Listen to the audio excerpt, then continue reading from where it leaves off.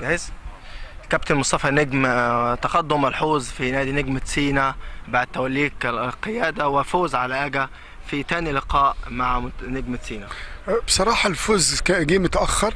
أول حاجة احنا لعبنا ماتشين قبل كده، المريخ هنا وأسمنت السويس في السويس، وكنا ماتشين عاليين جدا. أداء اللعيبة كان مقنع بالنسبة لنا كجهاز فني، لكن كانت الناحية الهجومية تنقصنا الأهداف، وكان بيجي فينا أهداف عدم التركيز في آخر المباراة بالذات.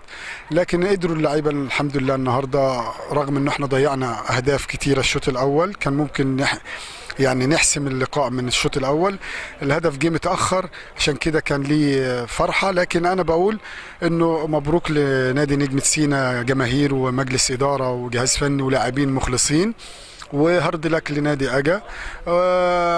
احنا كجهاز فني ان شاء الله هنفكر في اللي جاي، مباراه الشهداء في الاسماعيليه، ودي البدايه ان شاء الله، بدايتنا في البقاء ان شاء الله. كنا محتاجين الفوز ده لانه احنا بننافس فرقه اجا على القاع، فربنا يسهل ان شاء الله الفتره اللي جايه احسن باذن الله. بالتوفيق ان شاء الله. ماشي يا حبيبي. ثانية واحدة